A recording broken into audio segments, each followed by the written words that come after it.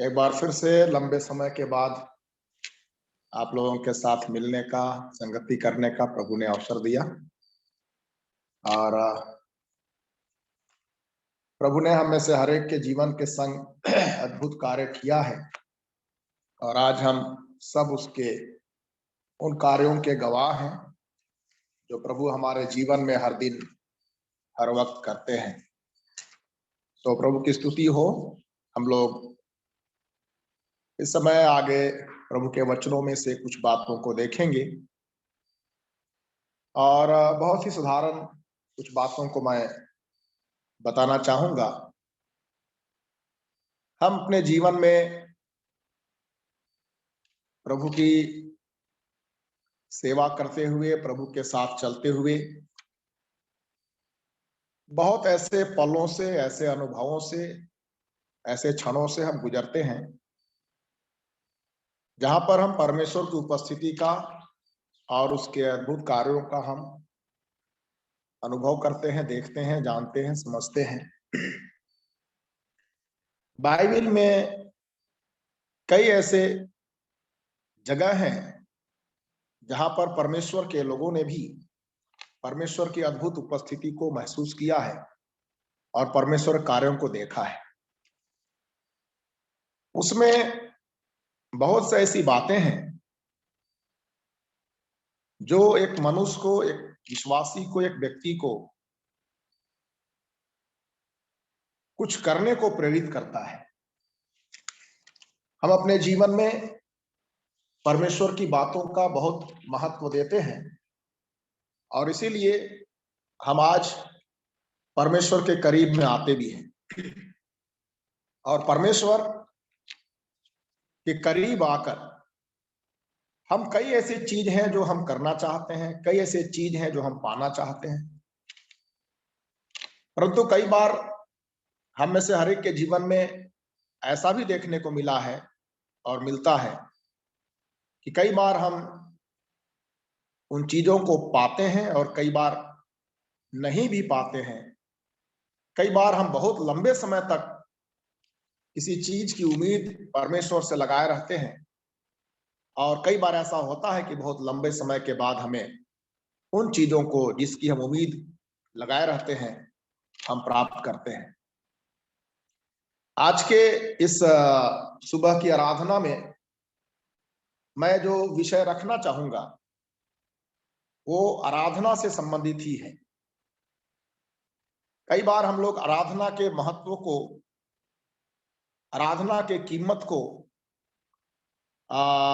कई बार हम उसको नकार भी सकते हैं कि आज नहीं, हम कल कर लेंगे आराधना, अभी नहीं बाद में कर लेंगे आराधना, इस संडे नहीं तो अगले संडे कर लेंगे आराधना। कई बार हमारे जीवन में कई सोच, कई प्रवृत्तियां हमारे जीवन में बनते हैं। कई ऐसे समय आते हैं जहां पर हम आराधना को कई बार दूर भी करते हैं, किनारे भी करते हैं, टाल भी देते हैं। परंतु यदि हम कुछ उदाहरणों को शुरू करें, आइए मेरे साथ आप निकालिएगा निर्गमन की किताब और उसके 17 अध्याय। निर्गमन उसके 17 अध्याय और उसके 8 पद से मैं आपके लिए पढ़ना चाहूंगा। यहां पर एक विशेष घटना है और उस घटना से हम लोग कुछ बातों को देखेंगे।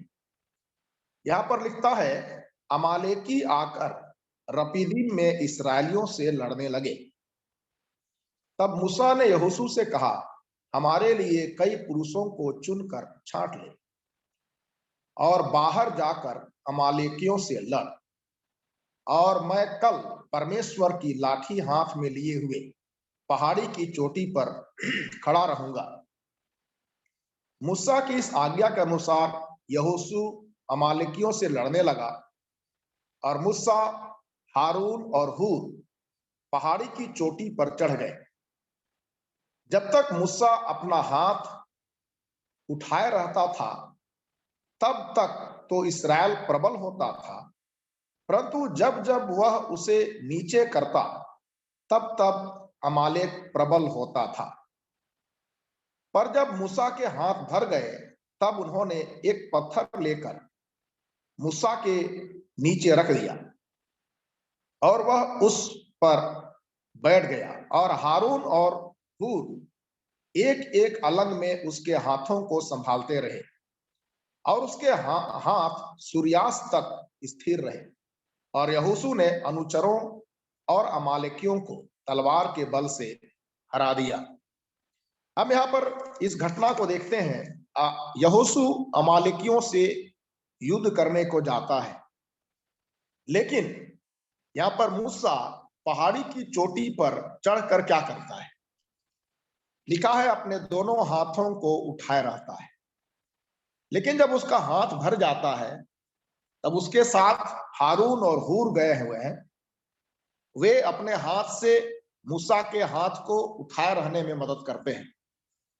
लेकिन जब उनका भी हाथ भर जाता है, थक जाते हैं, तब ये क्या करते हैं? पत्थर को दोनों साइड रख देते हैं और पत्थर के सहारे वह हाथ को उठाए रहता है। यहाँ पर विशेष बात देखने को यह है कि जितने समय तक मूसा अपने हाथ को ऊपर उठाए रखता है, तब तक यहोशू अमालेकियों पर विजय होता है, अर्थात दुश्मनों पर विजय होता है। लेकिन जैसे ही मूसा का हाथ नीचे होता है, यहोशू हारने लगता है। यहां पर हाथ उठाए रहने पर, मूसा के हाथ उठाए रहने पर यहोशू जीतता है, लेकिन जैसे ही मूसा का हाथ नीचे हो जाता है, यहोशू हारने लगता है। यहाँ पर यह विशेष घटना है और हम इस बात को यहाँ पर देखते हैं कि मूसा हाथ को उठाए रहता है, परमेश्वर की ओर, स्वर्ग की ओर अपने हाथ को उठाए रहता है।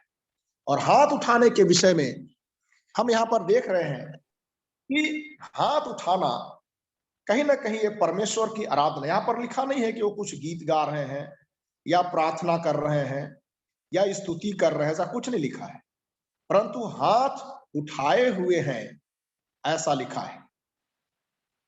यहाँ पर हाथ उठाए रहने का तात्पर्य सीधे तौर पर आराधना को जाता है। हाथ उठाकर परमेश्वर की आराधना करना बाइबल की पद्धति है। जब हम हाथ उठाकर अपने हाथ को स्वर्ग को उठाते हैं, तब एक भाव, जो आराधना का भाव होता है, आराधना का जो मोड होता है, वह हमारे जीवन में आता है। कई जगहों पर घुटने टेक कर, खड़े होकर, यहां पर हम देखते हैं हाथ उठाकर परमेश्वर की आराधना मूसा करता है, अर्थात वह हाथ को ऊपर किए रहता है। परमेश्वर की आराधना को वह हाथ उठाकर करता है। और जब तक वह हाथ को उठा रहता है, यहां पर प्रश्न ये होता है कि क्या हाथ बिना उठाए भी आराधना हो सकता है? हो सकता है, परंतु हम जो यहां पर देख रहे हैं कि हाथ जब तक उठाए रहता है मूसा, तब तक तो यहोशू अमालेकियों पर अर्थात अपने दुश्मनों पर विजय होता है। लेकिन जैसे ही हाथ नीचे हो जाता है, थक जाने के कारण अमालेकी यहोशू पर विजय हासिल करने लगते हैं या प्रबल होने लगते हैं। प्रियो, आज के समय में यदि हम कहें कि यदि हम आराधना में, परमेश्वर की आराधना में जब हम होते हैं, निश्चित तौर पर हम जय पाते हैं। लेकिन जैसे ही हम परमेश्वर की आराधना के भाव से, परमेश्वर की उपस्थिति से, परमेश्वर के नजदीकी से दूर होते हैं, हम हारते हैं, निश्चित तौर पर हारते हैं। कुछ बातें अगर हम यहां पर देखें, हाथ उठाना अर्थात परमेश्वर की आराधना करना, कई बार हम यह भी सवाल कर सकते हैं, कई बार लोगों के मन में यह सवाल हो सकता है कि आराधना जो हम प्रति रविवार को करते हैं या किसी खास दिन पर, किसी दिन विशेष पर करते हैं, लेकिन यहां पर लिखा हुआ है कि वे युद्ध के समय, जब वे युद्ध में हैं, हाथ उठाया हुआ परमेश्वर का जन मूसा परमेश्वर की आराधना करता है और यहां पर वे जय पाते हैं। हम इसको ये कह सकते हैं कि जय पाने के लिए आज हमारी लड़ाई लहू और मांस से नहीं है, वचन भी कहता है हमारी लड़ाई आत्मिक है और हम एक आत्मिक युद्ध में शामिल हैं। पुराने नियम में अक्सर परमेश्वर को सेनाओं का यहोवा कहकर संबोधित किया गया है। परमेश्वर सेनाओं का यहोवा है और हम कहीं ना कहीं आज आत्मिक युद्ध में आत्मिक सेना का रोल अदा करते हैं। और आज हमारी युद्ध है, इफिसियों की पत्री में अगर हम पढ़ें तब इस बात को पाते हैं कि हम युद्ध में शामिल हैं, हम युद्ध में शामिल हैं और उन तमाम आत्मिक सेनाओं से अर्थात शैतानिक सेनाओं से, शैतान की सेनाओं से, शैतान की शक्तियों से हम युद्ध कर रहे हैं। लेकिन युद्ध में यहां पर हम देखते हैं मूसा अपने हाथ को उठाए रहता है और वे जीत हासिल करते हैं। लेकिन जैसे ही मूसा हाथ नीचे करता है वे हारने लगते हैं। तत्काल परिणाम हम यहां पर ये देखते हैं कि जब तक वो हाथ को उठाए रहा और जब तक युद्ध होता रहा ये लोग जीतते रहे। और इसीलिए मूसा को जब तक युद्ध चलता रहा तब तक हाथ उठाए रहना पड़ा। उसको दूसरे शब्दों में हम ये कहते हैं जब तक वो पूरी रीति से जीत नहीं गए तब तक वो हाथ को उठाए रहा। जब तक वो पूरी रीति से विजय नहीं हो गए तब तक वो हाथ को उठाए रहा। प्रियो, हमारे जीवन में आराधना का क्या महत्व है हम यहां पर इस भाग से या इस घटना से देख सकते हैं। हमारे जीवन में आराधना का कितना महत्व है। आराधना, परमेश्वर की आराधना अगर हम वचनों में जाकर देखें तो कैसे होता है, आइए हम आगे और चलें, कुछ पदों को और लेकर चलेंगे। यहां पर विजय के लिए, दुश्मनों पर विजय के लिए आराधना की गई और युद्ध किया गया। कई बार हम ये भी सोच सकते हैं कि आराधना सिर्फ करना चाहिए या उसके साथ में और कुछ करना चाहिए। यहां पर हम दोनों चीज को देखते हैं, एक और युद्ध चल रहा है, दूसरी ओर परमेश्वर की आराधना भी हो रहा है। तो हमारे जीवन में कई बार हम ऐसा सोचते हैं कि सिर्फ आराधना ही करना चाहिए और बाकी कुछ नहीं करना चाहिए। कई बार हम सोचते हैं कि हमको काम करना चाहिए, काम करने से सफलता मिलेगा, आराधना से शायद नहीं मिलेगा। लेकिन हम यहाँ पर इस बात को देखते हैं कि परमेश्वर के लोग आराधना भी करते हैं और परमेश्वर के लोग युद्ध भी करते हैं और वे जय प्राप्त करते हैं। अर्थात परमेश्वर के साथ चलते हुए वे किस तरह परमेश्वर की आराधना का महत्व देते हैं। जीवन में कई बार लोग जब असफल होते हैं तब आराधना का महत्व उनके अंदर कम होता है, लेकिन जब सफल होते हैं तब वो सोचते हैं कि हाँ, आराधना का महत्व है।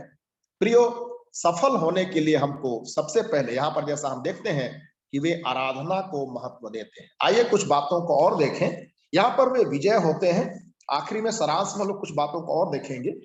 अगर हम यहीं पे कुछ आगे वचन को और देखें, 23 अध्याय निर्गमन का, 23 अध्याय 23 अध्याय और उसके 25 पद को अगर हम पढ़ें तो यहाँ भी आराधना के विषय लिखता है। परिणाम हमारे जीवन में आते हैं जब हम परमेश्वर के साथ समय व्यतीत करते हैं, उसके 100% परिणाम आते हैं। और यहाँ पर निर्गमन और उसके 23 अध्याय उसके 25 पद को हम लोग पढ़ेंगे। यहाँ पर लिखता है, तू अपने परमेश्वर यहोवा की उपासना करना, तू अपने परमेश्वर यहोवा की उपासना करना, तब वह तेरे अन्न जल पर आशीष देगा और तेरे बीच में से रोग दूर करेगा। क्या लिखता है यहां पर? तू अपने परमेश्वर की क्या करना? उपासना करना।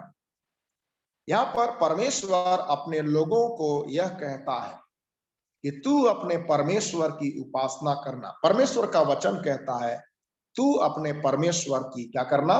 उपासना करना, परमेश्वर की आराधना करना। परमेश्वर की आराधना का महत्व यहाँ पर किस रीति से समझाया गया है? हम अपने जीवन में आशीषों को चाहते हैं, सफलता चाहते हैं, कई बातें हमारे जीवन में हम अधिकाई से चाहते हैं, दूसरों से ज्यादा आशीष मिले हम ऐसा आशा रखते हैं। तो यहां पर क्या लिखता है परमेश्वर का वचन? अपने परमेश्वर यहोवा की उपासना करना। आगे लिखता है तब तब आराधना करना, तब फिर लिखता है तेरे अन्न जल पर आशीष देगा। हमारे अन्न पर भी और हमारे जल पर भी, अर्थात अन्न जल का मतलब हमारे भोजन पानी से है। कई बार हम अपने जीवन में इस बात को देखते हैं कि हमारे अन्न जल, आप गौर करिएगा, कई ऐसे परिवार हैं, मैंने कई ऐसे परिवारों को या कई बार पेपर में पढ़ते हुए, जब भी आप अखबार पढ़ेंगे, कई ऐसे घटनाओं को अगर आप देखेंगे तो ऐसा पाएंगे कि भोजन का जो समय होता है, भोजन करने का जो समय होता है, उस समय ज्यादा झगड़े होते हैं। खास करके जो प्रभु में नहीं है या प्रभु में है, हो सकता है भोजन के समय कई परिवारों में झगड़े होते, और मान के चलिए भोजन में थोड़ा सा ही कुछ हो गया, नमक ज्यादा हो गया, नमक कम हो गया, मसाला सही नहीं मिला, खाने में, खाने की वस्तु में बाल मिल गया, झगड़े शुरू हो जाते हैं। यहां तक कि थाली गिलास भी फेंक दिए जाते हैं। वचन कहता है कि तू अपने परमेश्वर यहोवा की क्या करना? उपासना कर, तब मैं, है ना, तब वह तेरे अन्न जल पर क्या देगा? आशीष देगा। भोजन करते समय लोगों के जीवन संतुष्ट नहीं होते। भोजन करते समय लोगों के जीवन में वह आनंद नहीं होता है जो होना चाहिए, लोगों में खुशी नहीं होती।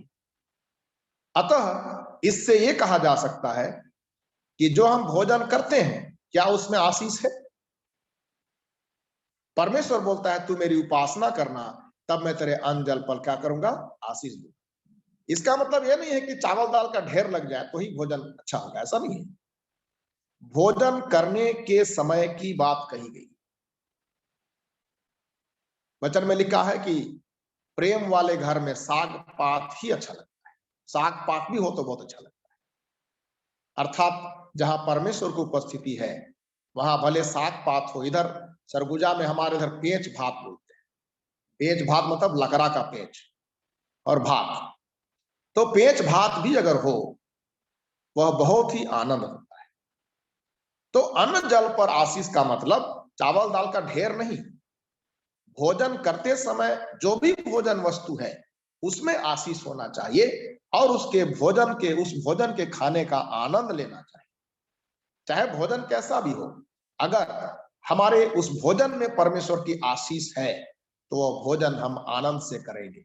लेकिन अगर परमेश्वर की आशीष नहीं है तो भोजन का आइटम भले टेबल पे भरा हुआ हो, उससे क्या होता है? उस भोजन का आनंद हम नहीं ले सकते। तो उस भोजन जल में आशीष नहीं है। प्रियो, यह प्रवचन कहता है तू अपने परमेश्वर यहोवा की क्या करना? उपासना करना, तब वह तेरे अन्न जल पर आशीष देगा। फिर आगे लिखता है और तेरे बीच में से रोग दूर करेगा। और तेरे बीच में से रोग क्या करेगा? दूर करेगा। प्रियो, आज के इस समय में कहीं ना कहीं हम बहुत सारी चीजों से या वातावरण से आज हम बीमार अवस्था में पाए जाते हैं। ऐसा हो सकता है हम में से बहुत सारे लोग कई ऐसे बीमार से ग्रसित हो सकते हैं, लेकिन फिर भी परमेश्वर का वचन तो परमेश्वर का वचन है। अगर हम विश्वास करते हैं तो हम उसकी आराधना करें, विश्वास करते हैं तो उसकी उपासना करें। ये परमेश्वर का वचन कहता है, कोई मनुष्य नहीं कहता। और वो कहता है कि तू अपने परमेश्वर यहोवा की उपासना करना, तब वह तेरे अन्न जल पर क्या देगा? आशीष देगा, और तेरे बीच में से रोग क्या करेगा? दूर करेगा। हालेलुया। परमेश्वर का वचन कहता है उसकी उपासना कर, अन्न जल पर भी आशीष होगी, रोग को भी दूर करेगा। हमें किसी बात के लिए भटकना नहीं पड़ेगा, मारे मारे नहीं फिरना पड़ेगा। ये तो खासियत है परमेश्वर के लोगों का और परमेश्वर की आशीष का, जो परमेश्वर के लोगों के बीच में या उनके जीवन में पाया जाता है। परमेश्वर करें, कब परमेश्वर की आराधना करें, परमेश्वर की उपासना करें।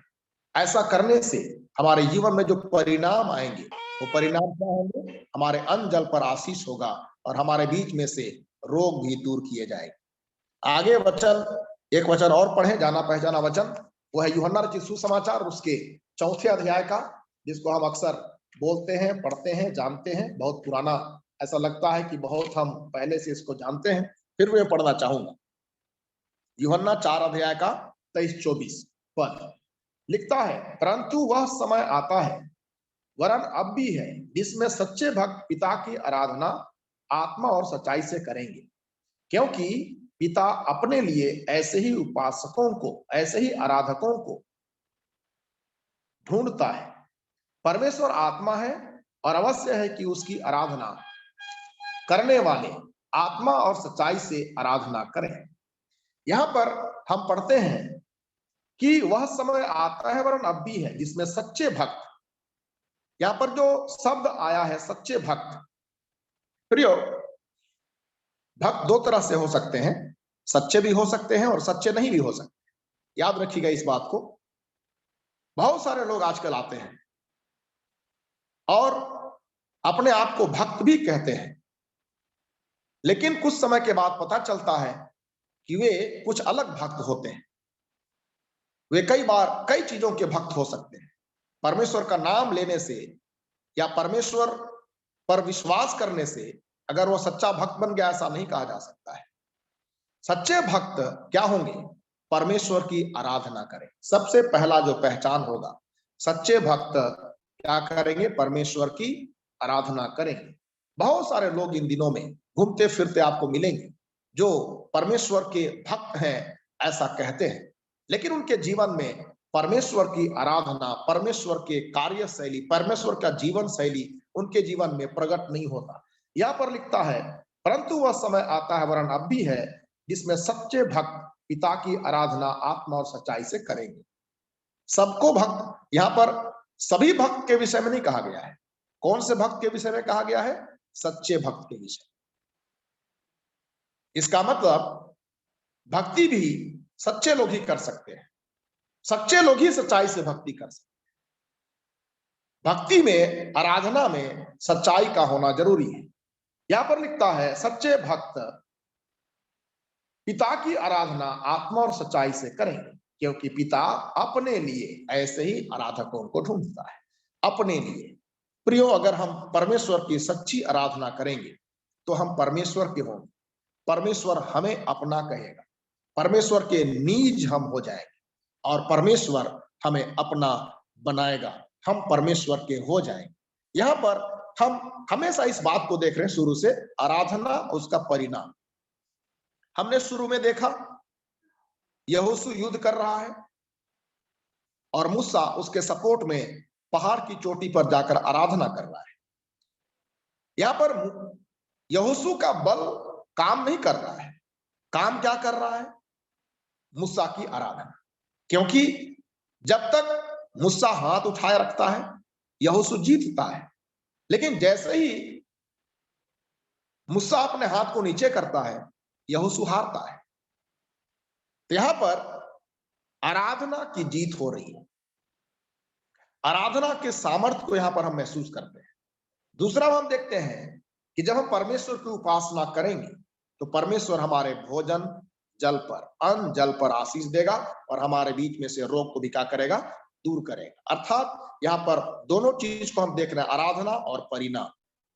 यहाँ पर हम देखते हैं कि परमेश्वर की आराधना करने से, जब हम सच्चे रूप में परमेश्वर की आराधना करते हैं, तब परमेश्वर के हम हो जाते, उसका परिणाम हम परमेश्वर के नीज बन जाते, परमेश्वर के बन जाते, और परमेश्वर के जब नीज बन जाते हैं तो हम परमेश्वर की संपत्ति ठहरते हैं, अर्थात परमेश्वर हमारे जीवन का हर कुछ होता है।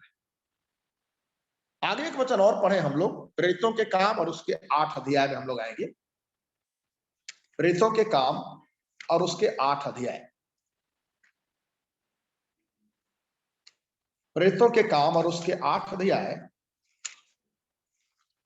और उसका 26 पद से मैं पढ़ूंगा। प्रेरितों के काम 8 अध्याय उसके 26 पद निकाल लीजिएगा।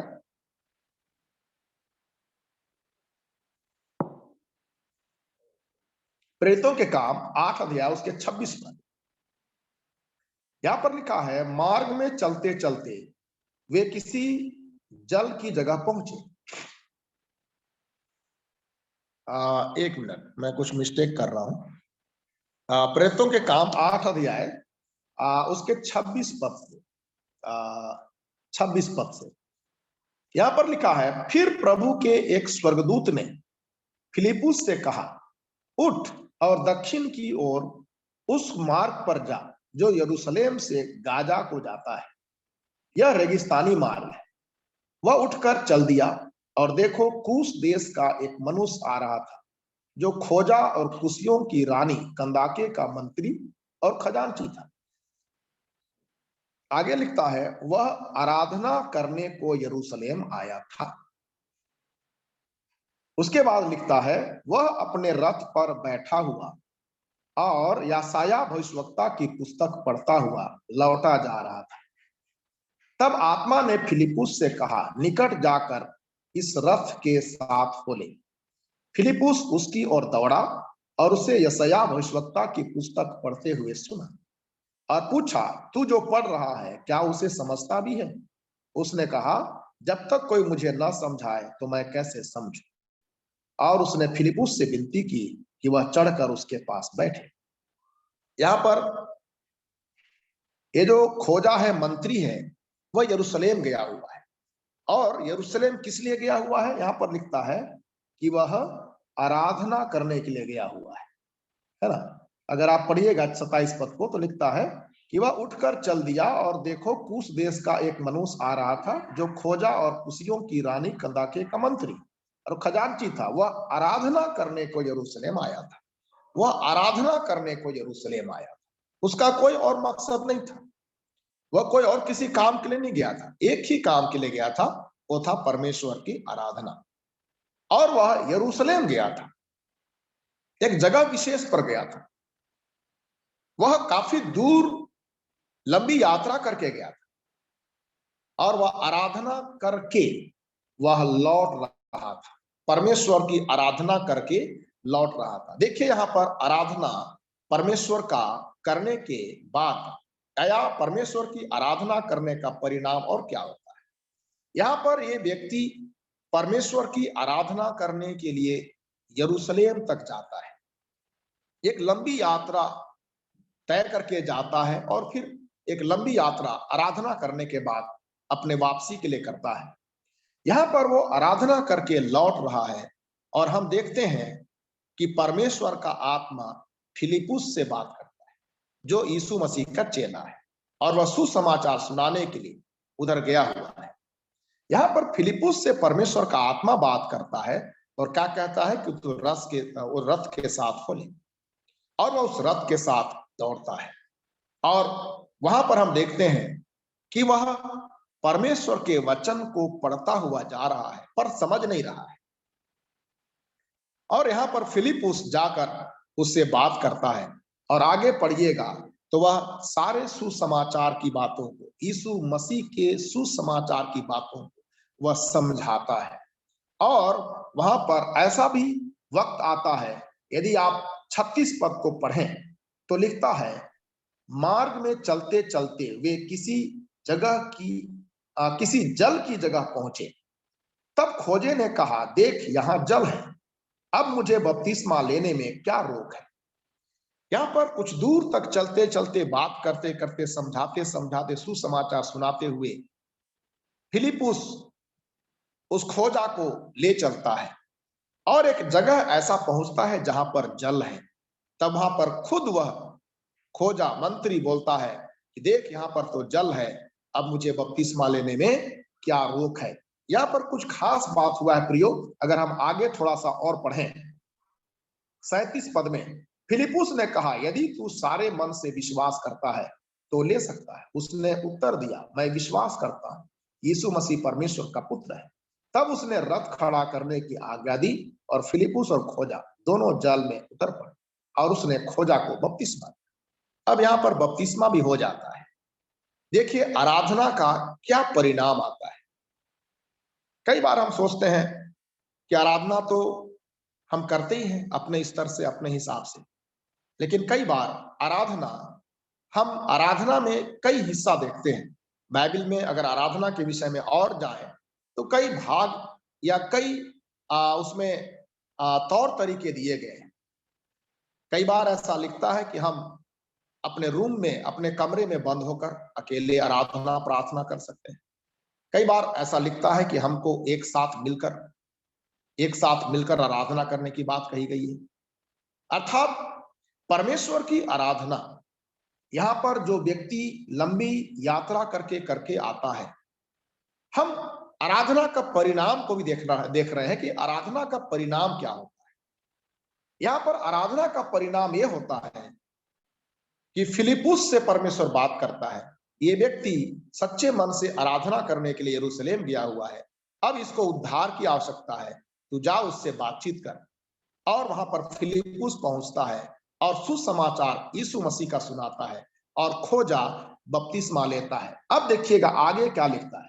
अगर हम आगे और पढ़ें 39 पद को, बपतिस्मा लेने के बाद 39 पद को देखिए, जब वे जल में से निकल कर ऊपर आए तो प्रभु का आत्मा फिलिपुस को उठा ले गया और खोजे ने उसे फिर न देखा और वह आनंद करता हुआ अपने मार्ग पर चला गया। यहां पर यह घटना होता है कि जैसे वे जल में से निकलते हैं, वहां पर फिलिपुस खोजा को नहीं दिखाई देता है। फिलिपुस गायब हो जाता है, वह उठा लिया अर्थात दूसरे जगह चला जाता है। वो उस खोजा वहां पर फिलिपुस को देख नहीं पाता है। उसका क्या नतीजा आता है, लिखा है कि वह फिलिपुस को देखता तो है इधर उधर पर देख नहीं पाता है और वह आनंद करता हुआ अपने मार्ग पर चला जाता है। यहाँ पर एक बहुत बड़ा चीज होता है, वो है कि फिलिपुस उस जगह से गायब हो जाता है, खोजा उसको देख नहीं पाता है और उसके लिए एक बड़ा अद्भुत सा लगता है, अजीब सा लगता है, लेकिन लिखा है कि वह आनंद करता हुआ अर्थात परमेश्वर का आत्मा का आनंद करता हुआ वह वहां से चला जाता है। प्रियो, आराधना का यहाँ बहुत बड़ा परिणाम हम देखते हैं इस खोजा के जीवन में। उसका मकसद एक ही था, यरूशलेम जाने का, वो था परमेश्वर की आराधना करना। परमेश्वर की आराधना करने जाने और परमेश्वर की आराधना के महत्व के कारण परमेश्वर उसके जीवन में बड़ा कार्य करता है और उसका परिणाम क्या होता है, वह बपतिस्मा लेकर उद्धार पाता है और उसने परमेश्वर के जन को एक अद्भुत रीति से उसको आते देखता है और उसको गायब होते हुए भी महसूस करता है कि वह कहाँ चला गया, वह दिखाई नहीं दिया और न ही आसपास और भी लोग थे फिलिपुस खोजा के साथ में, पर वे कोई भी फिलिपुस को नहीं देखते हैं कहाँ चला। एक अद्भुत नजारा उसके जीवन में आता है और वह उसके लिए आनंद का विषय होता है। वह परमेश्वर के आनंद को महसूस करता है, परमेश्वर के कार्य को महसूस करता है और अपने जीवन में वह आनंद करता हुआ चला जाता है। प्रियो, यहाँ पर आराधना के विषय में हम देख रहे हैं कि आराधना करने वालों के जीवन में क्या परिणाम आते हैं, उनके जीवन में क्या हासिल होता है, वे क्या महसूस करते हैं, वे क्या प्राप्त करते हैं। आराधना हमारे जीवन में क्या कुछ लेकर आता है, आराधना हमारे जीवन में कहां तक या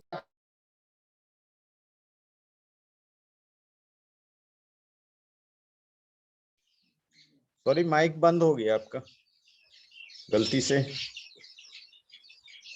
अच्छा, आराधना हमें सच्चाई के साथ करने की जरूरत है। प्रियो, यहाँ पर सच्चे मन से जब आराधना एक व्यक्ति करता है, निश्चय परमेश्वर उसके जीवन की परिस्थितियों के साथ व्यवहार करता है और आराधना करके परमेश्वर का जन यहाँ पर खुशी के साथ आगे चला जाता है।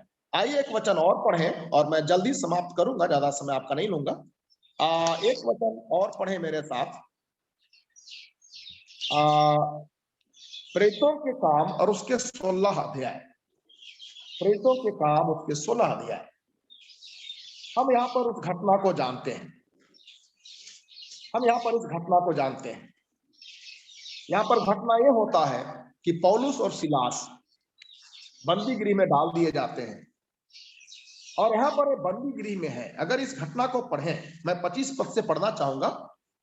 प्रेतों के काम 16 अध्याय 25 पद से यहाँ पर लिखा है, आधी रात के लगभग पौलुस और सिलास प्रार्थना करते हुए परमेश्वर के भजन गा रहे थे और कैदी उनकी सुन रहे थे। यदि आप इस घटना को और कुछ देखें तो यहाँ पर ऐसा लिखा है कि ये जो पौलुस और सिलास हैं, इनको बंदी गृह में न सिर्फ डाला गया है परंतु इनको बहुत परेशान किया गया है। अगर आप 27 पद से पढ़ें तो लिखता है, तब भीड़ के लोग उनके विरुद्ध में इकट्ठे होकर चढ़ आए और हाकिमों ने उनके कपड़े फाड़ कर उतार डाले और उन्हें बेत मारने की आज्ञा दी। बहुत बेत लगवाकर उन्होंने उन्हें बंदीगृह में डाल दिया और दारोगा को आज्ञा दी कि उन्हें चौकसी से रखें। उसने ऐसी आज्ञा पाकर उन्हें भीतर की कोठरी में रखा और उनके पांव काठ में ठोक दिए। बहुत दर्दनाक स्थिति है। आज हमारे भी आसपास भी पास्टरों के साथ, प्रभु के लोगों के साथ ऐसे ही कई बर्ताव हम देख रहे हैं। कई ऐसे बर्ताव हम देख रहे हैं। प्रभु के दासों के साथ बहुत ही बुरा बर्ताव किया जा रहा है।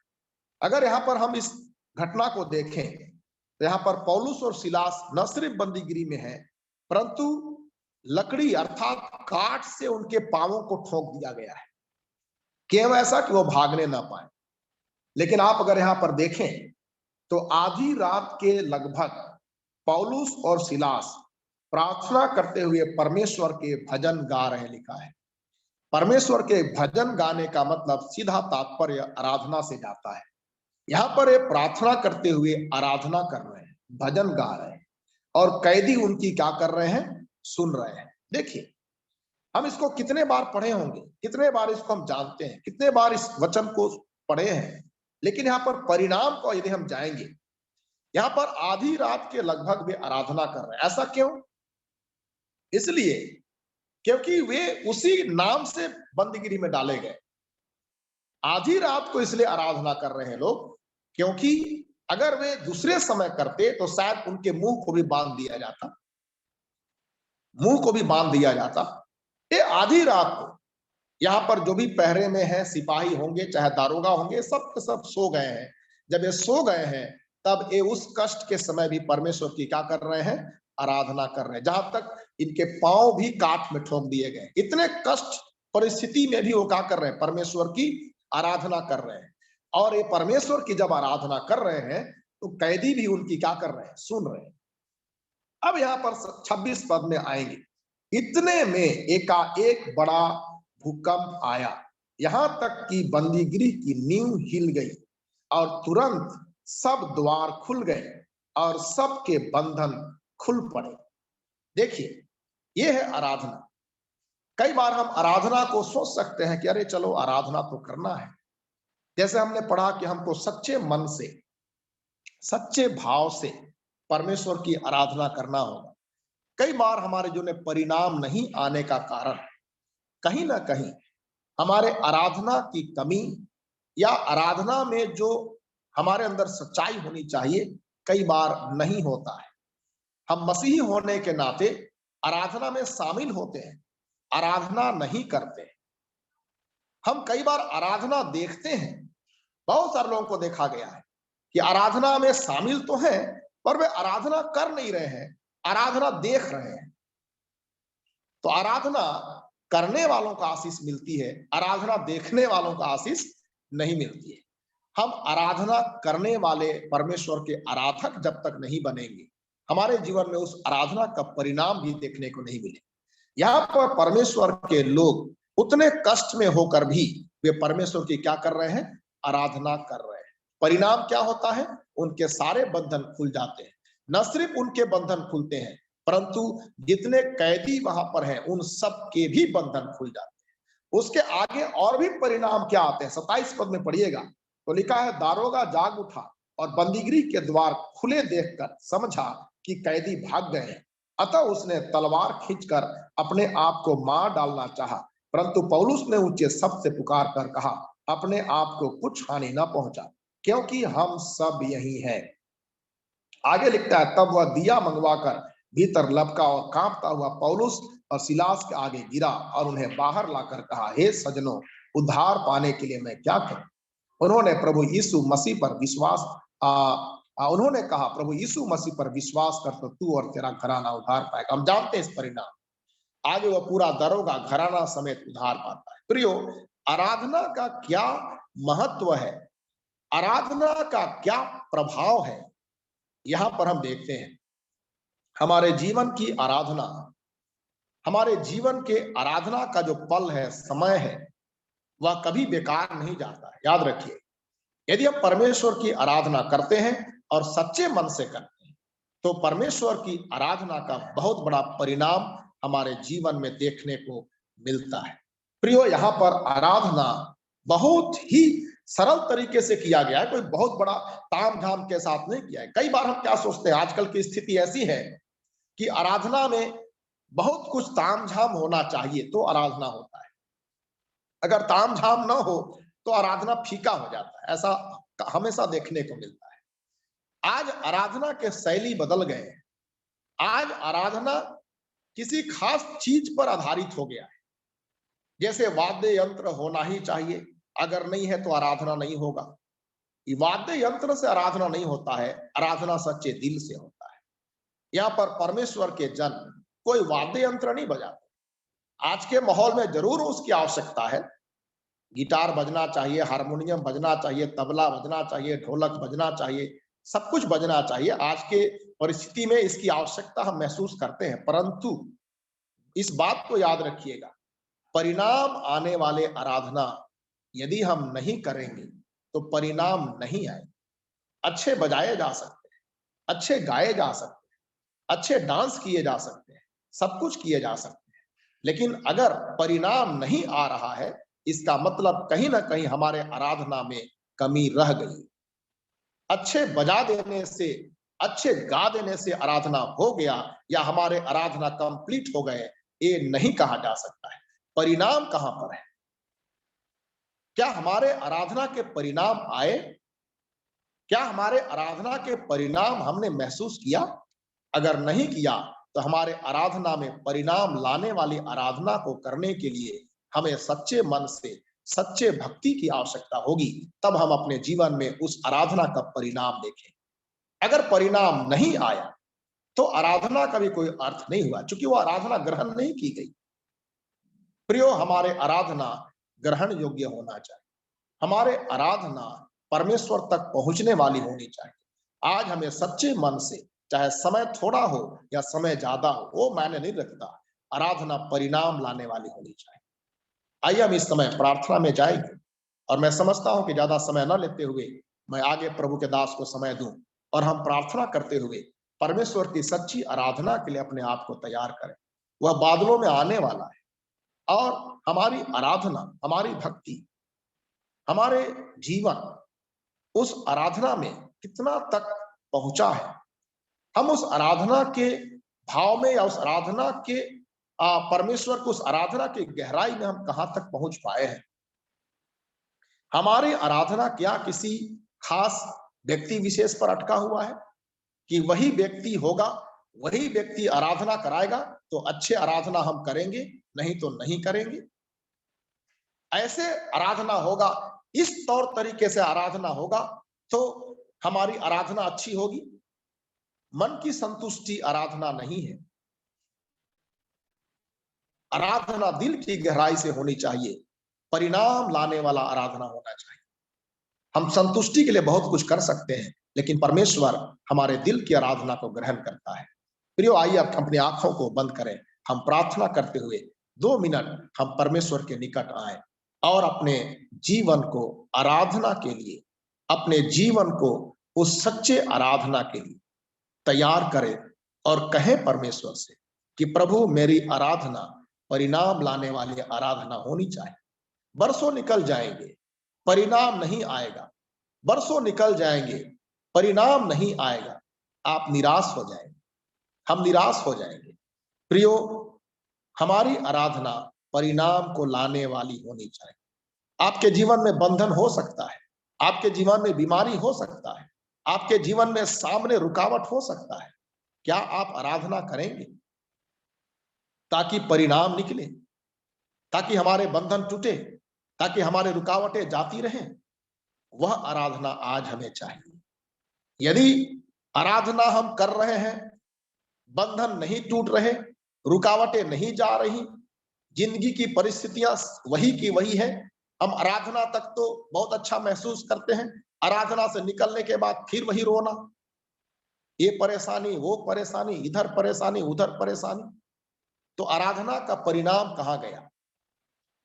आराधना का परिणाम आना चाहिए प्रियो। हमारी आराधना हमारे जीवन की परिस्थिति को तोड़ने वाला होना चाहिए। हमारी आराधना हमारे जीवन के हर एक उन बातों को जो हमारे खिलाफ में है, उसको तोड़ने वाली होनी चाहिए। हमारी आराधना जय देने वाली होनी चाहिए। यहाँ पर यहोशू आराधना करता है, विजय हासिल होती है। यहाँ पर परमेश्वर का वचन कहता है, यदि तू मेरी उपासना करे तो मैं तेरे भोजन जल में आशीष दूंगा और तेरे बीच में से रोगों को दूर करूंगा। क्या हम आज आनंद के साथ भोजन करते हैं? भोजन की क्वालिटी क्या है वो आनंद नहीं देता प्रियो। परमेश्वर की आशीष हमको भोजन में आनंद देता है, हमारे जीवन से रोगों को दूर करता है, हमारे जीवन से परिस्थितियों को मिटा देता है। और हम यहाँ पर देखते हैं आराधना करने के महत्व के कारण, एक व्यक्ति जो आराधना करने यरूशलेम जाता है, उसका एक ही मात्र मकसद है कि मैं आराधना करने यरूशलेम जा रहा हूं और आराधना करके वो लौट रहा है। उसके जीवन में बड़ा आनंद आता है, उद्धार आता है, आनंद करता हुआ अपने देश को लौट जाता है। परमेश्वर उसको आनंद देता है। सच्चे भक्ति, सच्ची आराधना हमारे जीवन में आनंद को लेकर आता है। हम यहाँ पर पौलुस और सिलास के जीवन में देखते हैं, दुख की गहराई में है, दुख की बड़ी कठिन परिस्थिति में है वो, लेकिन वे आराधना करते हैं। प्रियो, परिस्थिति हमें रोकेगा, परिस्थिति हमें विचलित करेगा, लेकिन क्या हम सच्चे आराधक परमेश्वर की आराधना करेंगे? क्या हम परमेश्वर के सच्चे भक्त परमेश्वर की आराधना करेंगे? अगर करेंगे तो बंधन खुल जाएंगे, न सिर्फ खुद के परंतु औरों के बंधन